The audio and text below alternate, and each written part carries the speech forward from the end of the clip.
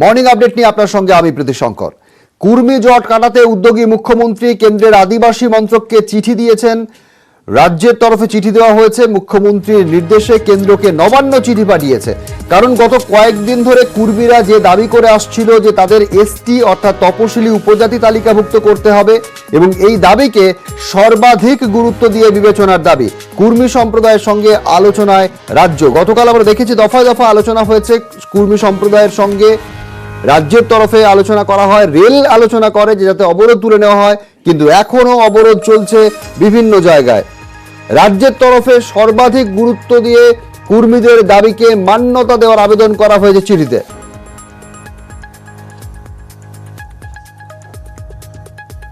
শঙ্কর রায় রয়েছে। শঙ্কর, ইতিমধ্যেই সরকারের তরফে অর্থাৎ রাজ্য সরকারের তরফে কুর্মী সম্প্রদায়ের যে দাবি সেই দাবিকে সর্বাধিক গুরুত্ব দিয়ে বিবেচনা করার কথা আবেদন করা হয়েছে, ঠিক কি খবর? দেখো, কালকে এই দাবিকে যাতে দাবি মেনে নেয় সেই ক্ষেত্রে তারা কেন্দ্রীয় সরকারকে আবার চিঠি পাঠিয়েছে বলে জানা গেছে। এদিকে মন্ত্রী মানস ভূঁইয়া যেটা জানিয়েছেন যে দলের নেত্রী তিনি দায়িত্ব দিয়েছেন যে এই যে যারা কুর্মী সমাজের মানুষরা সেখানে আন্দোলন চালাচ্ছে তাদের সঙ্গে কথা বলে যাতে এই আন্দোলন প্রত্যাহার করে নেয় তার জন্য কথা বলার জন্য ইতিমধ্যেই এই চিঠি মানস রঞ্জন ভূঁইয়াকে পাঠিয়েছেন। মানস রঞ্জন ভূঁইয়া তাদের নেতাকে সেই চিঠি পাঠিয়েছে। যদিও এই আন্দোলন গতকাল রাত থেকে এখনো চলছে, তবে আজকে তারা হয়তো বৈঠকে বসতে পারে, সেই ক্ষেত্রে কোনো রফাসূত্র বেরোতে পারে বলে মনে করছেন। ডক্টর মানস রঞ্জন ভূঁইয়া বারবার জানিয়েছেন যে দলের নেত্রী ওনাকে দায়িত্ব দিয়েছেন এবং তিনি ওই সংগঠনের নেতা রাজেশ মাথুর সঙ্গে বারবার কথা বলে এই ব্যাপারটাকে যাতে তাড়াতাড়ি আজকে হস্তক্ষেপ করে যাতে এই আন্দোলন প্রত্যাহার করে নেয় তা নিয়ে একবার ভাবার চিন্তা ভাবনা করার কথা বলেছেন। মানস ভূঁইয়া আরো জানিয়েছেন যে যেভাবে রাজ্যের মুখ্যমন্ত্রী এই উদ্যোগ নিচ্ছেন যে যাতে এই যে আন্দোলন চলছে যাতে রেল এবং একদিকে জাতীয় সড়ক যেভাবে অবরোধ রয়েছে, সাধারণ মানুষ এই যে উৎসবের সময় এই যে দুর্গাপুজোর সময় যেভাবে রাস্তা অবরোধ এবং রেল অবরোধ হয়েছে তাতে প্রচুর মানুষের ক্ষতি হচ্ছে, সেই ক্ষেত্রে যাতে এই তাড়াতাড়ি অবরোধ তুলে নেয় তার জন্য বারবার তারা আবেদন জানাচ্ছেন। যারা আন্দোলনকারী তাদেরকে বলছেন যাতে এই সময় এই অন্তত পুজোর সময় সেটা দেখে তাড়াতাড়ি উঠিয়ে নিতে এবং তারা কেন্দ্রের সঙ্গে কথা বলছে যাতে ওদের আন্দোলন যা আছে যা কর্মী সমাজের যে আন্দোলন সেটা যাতে তাড়াতাড়ি তাদের যে দাবি আছে সেটা মেনে নেয়। শঙ্কর, অবরোধ কি আজও একই রকম ভাবে খেমাশুলিতে গত পরশু সকাল 6টা থেকে যে ছবি দেখছি আজও কি একই রকম ছবি? একেবারে প্রীতি শঙ্কর, 48 ঘন্টা পেরিয়ে গেল আন্দোলন সেই একই জায়গা। গতকাল যে আন্দোলন শান্তিপূর্ণ চলছিল সেইভাবে আন্দোলন কিন্তু চালিয়ে যাচ্ছেন তারা। রাস্তায় একদিকে জাতীয় সড়ক অন্যদিকে রেলপথ দুটি তারা অবরোধ করে রেখেছেন। প্রচুর মানুষের হয়রানির শিকার হতে হচ্ছে। তার কারণ হচ্ছে যে যারা এই যে ঝাড়খণ্ড যাবে যে রাস্তা যে টাটা যাওয়ার যে সেকশন প্রায় কার্যত বলা যায় বন্ধ, দুটোই রেল এবং জাতীয় সড়ক, তার ফলেই কিন্তু ধন্যবাদ শঙ্কর। প্রায় 48 ঘন্টা কেটে গিয়েছে, এখন অবরোধ চলছে। এদিকে মানস রঞ্জন ভূঁইয়া জলসম্পদ উন্নয়ন মন্ত্রী তিনি কি বলেছেন শোনাবো।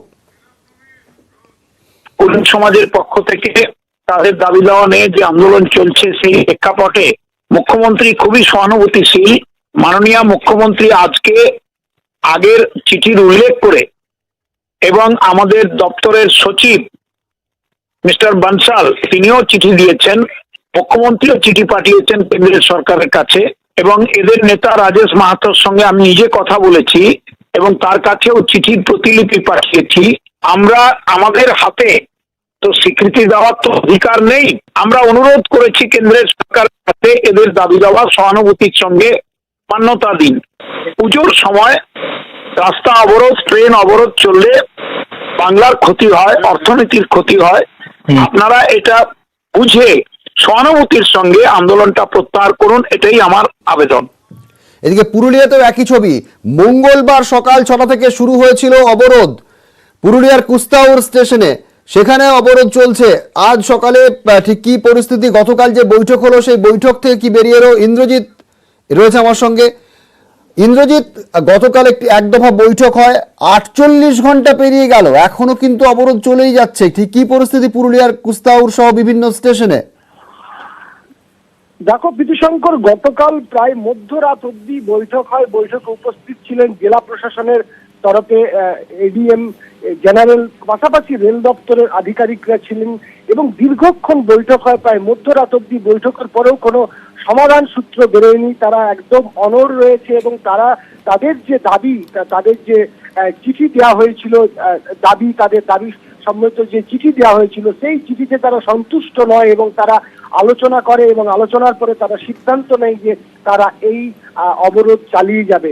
ফলে বোঝাই যাচ্ছে যে অবরোধ চলছে এবং এই টানা 48 ঘন্টা ধরে অবরোধ চলছে এবং এই অবরোধ যাতে উঠে যায় সেই জন্য প্রশাসন তৎপর, রেল দপ্তর তৎপর। গতকাল থেকে বেশ 3 থেকে 4 বার বৈঠক হয়েছে।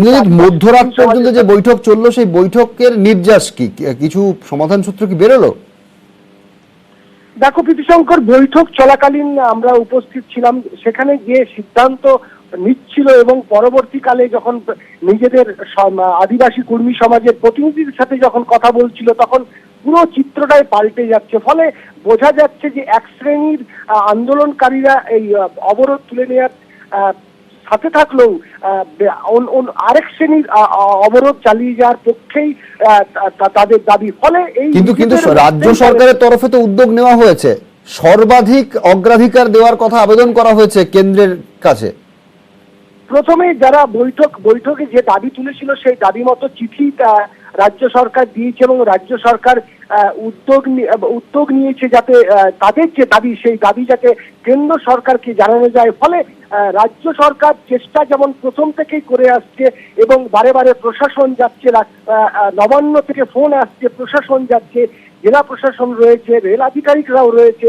তবে এই আদিবাসী কর্মী সমাজ একেবারে অবরোধ। তুমি নজর রাখো ইন্দ্রজিৎ, আপাতত ধন্যবাদ তোমাকে। আর পলিটিক্যাল ইম্প্যাক্ট কি?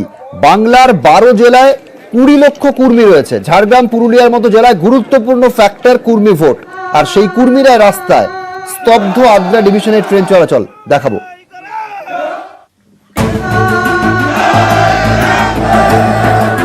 মঙ্গলবার ভোর থেকে বিক্ষোভে কর্মীরা, টানা বিক্ষোভ, রেল অবরোধ। মূল দাবি কর্মীদের এসটি তালিকায় ঢোকাতে হবে। এই দাবি দীর্ঘদিনের। 1931 সাল পর্যন্ত কর্মীরা এসটি তালিকাভুক্তই ছিলেন, তারপর তালিকা থেকে বাদ পড়ে। সেই থেকে এসটি তালিকাভুক্তির দাবিতে কর্মীরা সরব। এই দাবি মেনে 2017 সালে রাজ্য সরকার প্রস্তাব পাঠায় কেন্দ্রের কাছে। প্রস্তাবের সঙ্গে পাঠানো হয় সিআরআই বা কালচারাল রিসার্চ ইনস্টিটিউটের রিপোর্টে সন্তুষ্ট না হওয়ায় প্রস্তাব খারিজ করে কেন্দ্র। ফলে কর্মীরা আবার আন্দোলনে। ঝাড়খণ্ড, ওড়িশা, আসাম, বিহার, ছত্তিশগড়ের মতো রাজ্যে যেমন কর্মীরা আছেন, তেমনি আছেন পশ্চিমবঙ্গেও। বাংলার রাজনীতির অঙ্কেও তাদের যথেষ্ট গুরুত্ব রয়েছে। এ রাজ্যের 12টি জেলায় কর্মী সংখ্যা 20 লক্ষ। ঝাড়গ্রাম লোকসভা কেন্দ্রে তো 35% ভোটারই কর্মী। পুরুলিয়া লোকসভা কেন্দ্রে 23% কর্মী ভোটার। প্রশাসনের তো কোনো হেলদোল নেই, তাদের জনগণের কোথায় কি অসুবিধা হচ্ছে তাতে তাদের কোনো যায় আসে না। প্রশাসনের চিন্তা হচ্ছে যে পরিবারের কিছু ক্ষতি হচ্ছে কিনা, সেজন্য নিজের পরিবার দুধে ভাতে থাকলেই হবে। রেল দপ্তরটা যে রাজ্য সরকারের নয়, কেন্দ্রীয় সরকারের অধীনে, রেল লাইনটা যে দেখাশোনা করে আরপিএফ, সেটা একটা বাচ্চা ছেলেও জানে। রেল স্টেশনগুলোতে বিজেপির গুন্ডাদের প্রোটেকশন দিয়ে আরপিএফ কে নিষ্ক্রিয় রেখে নবান্ন অভিযানকে বকলমে সফল করার চেষ্টা করতে পারে। আর রেলের প্রশাসনিক ব্যর্থতা তারা নিজের দায় নিজেরা নেবে না। সুকান্ত বাবুর এই ধরনের কথা শুনে অতি বড় আহম্মকে এই ধরনের কথা বলবে না। কর্মীদের দাবি তাদের এসটি তালিকাভুক্ত অর্থাৎ আদিবাসী হিসেবে চিহ্নিত করতে আরো তৎপর হোক রাজ্য কেন্দ্রীয় সরকার, না হলে আন্দোলন চলবে। নিউজ 18 বাংলা। জেলায় জেলায় পুজোর লড়াই, কারা হবে জেলার সেরা? সেমিফাইনালের পর মেগা ফাইনাল, কোন ক্লাব হবে চ্যাম্পিয়ন? মেগা ফাইনালে আজ নদিয়া। দেখুন জেলায় জেলায় পুজোর লড়াই সকাল 9টায়। নিউজ 18 বাংলায় জেলায় জেলায় পুজোর লড়াই। মধুমাধুরী ছড়ালো আকাশ, শারদ আকাশ। আমরা কিন্তু চলে এসেছি মেগা ফাইনালস নিয়ে নদিয়া ডিস্ট্রিক্টে। নিজের বেলুন নিজে ফাটাবো।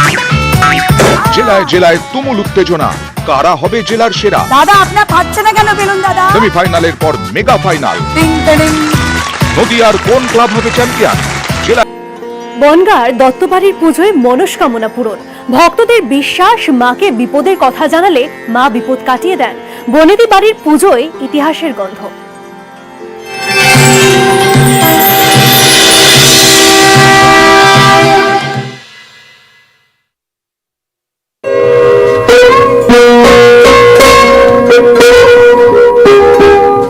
বনগাঁর দত্তবাড়ির পুজো, পুজোর সঙ্গে 450 বছরের ইতিহাস।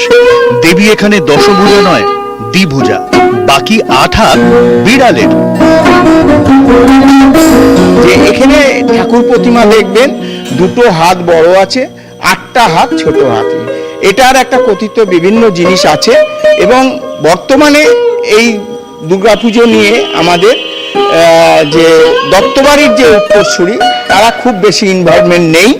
আমরা এলাকাগতভাবে আমরা একটা নিজেরা ঠিক করি এবং এরও একটা ইয়ে আছে। এমন কিছুদিন দত্তবাড়ির এরা ইনভলভ না হওয়াতে একবার আমাদের এই এলাকায় আমরা নিজেরা একটা পুজো করি। পুজোর উপাচার অনেক। পঞ্চমী থেকে নবমী পর্যন্ত প্রতিদিন চাল কুমড়ো বলি দেওয়া হয়। আনন্দ তো আপনি কিভাবে আমরা বোঝাতে পারবো না, শুধু একটা ব্যক্তিগত একটা দুর্গাপুজো হিসেবে না, টোটাল এলাকার সমস্ত মহিলারা অষ্টমীর দিন, নবমীর দিন, ষষ্ঠী থেকে আমাদের এখানে আরম্ভ হয়ে যায়। দত্তবাড়ির দশভুজা নিয়ে নানান জনশ্রুতি। মন্দিরেই পুজো হয় প্রতিমার। পুজোর কটা দিন দত্তবাড়ির ঠাকুর দালানে ভিড় জমান 5 গায়ের মানুষ। নিউজ 18 বাংলা।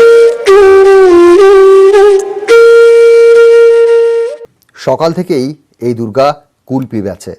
দুর্গার ডাকে ছুটে আসে পাড়ার কচি কাঁচারা। আনন্দের হাট বসে ডেবরার দলবতী পাড়ার অলিগলিতে।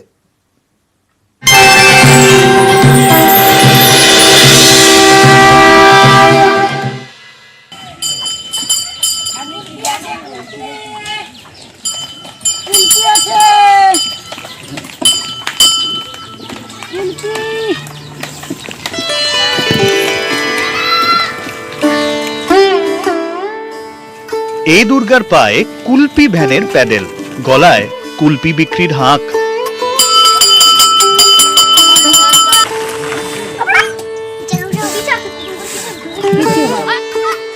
পশ্চিম মেদিনীপুরের ডেবরার দলবতীপুরে কচি কাচাদের কাছে দারুণ প্রিয় তাদের রেখা দিদি।